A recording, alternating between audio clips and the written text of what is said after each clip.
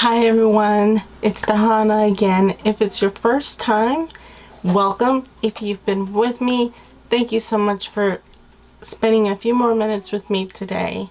I am very excited for this video today because I, as you guys can tell, have officially changed my YouTube channel's name to Planning with Intentions. A little backstory, I started my YouTube channel with a few things: makeup, hauls, reviews, a little bit of cooking, and I started introducing some planning into the videos, and here at the end, that's pretty much what I've stuck with, except for a few hauls here and there, and really not a whole lot of makeup. Lately I haven't been purchasing a whole lot, so I figured I have a lot of passion into planning. It seems like everything I do it around planning. So I thought, why not just make the channel a channel about planning, organizing, and how you can break down your planning literally to the smallest thing you can do. So it's officially Planning with Intentions. So welcome. Please subscribe down below. Click the bell to be reminded of when I post a video.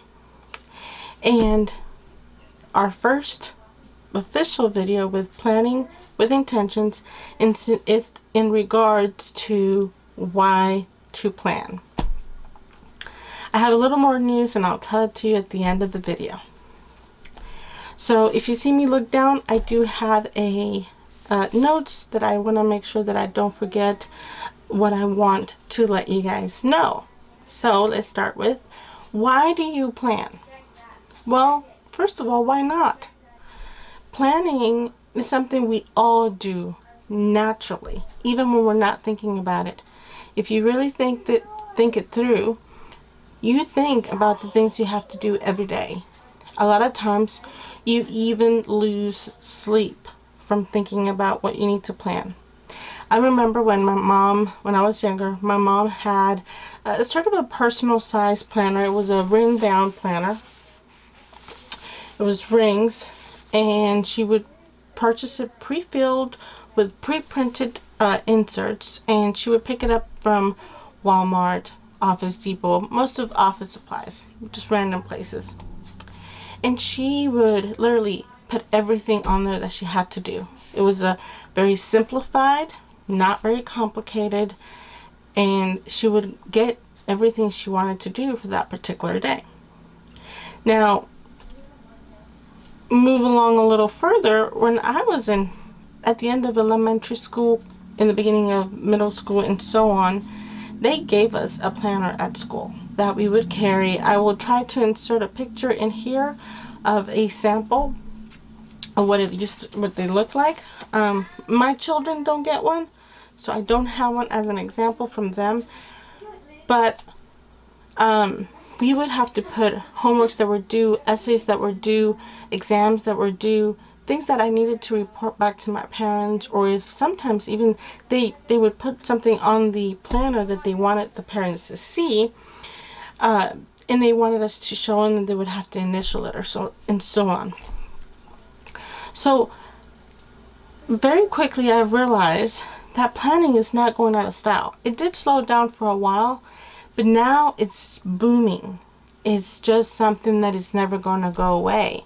And if you really put things in perspective, we all are constantly planning, except with that we all plan differently. And sometimes, for some reason, when we decide to put something on paper or on an online calendar, I don't know, there's something about it that sometimes can intimidate people, or you just don't know what to expect from it.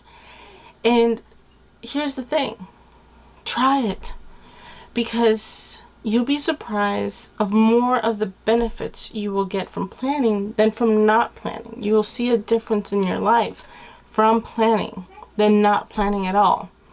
And of course, the beginning of it is not a challenge. It's a journey that you can make it as fun as possible.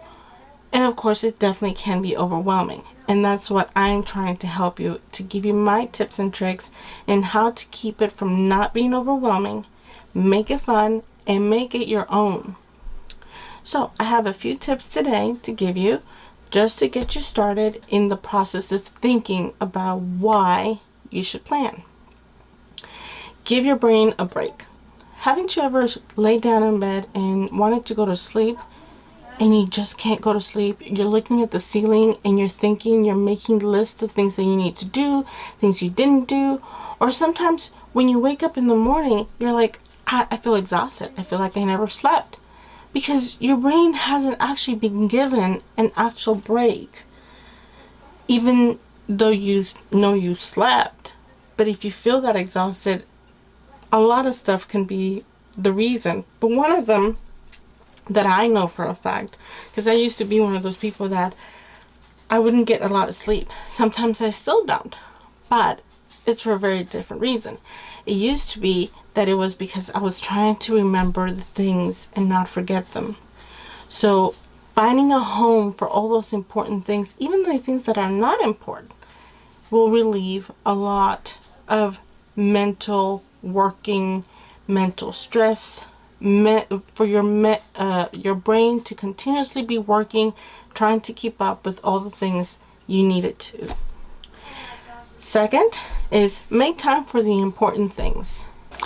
Making time for the important things. Our lives are too short to constantly be worried about everything. If you make a home for the important things and the non-important things, it'll be easier for you to find the things that you really need to attend to and the ones that can either wait or you just don't want to.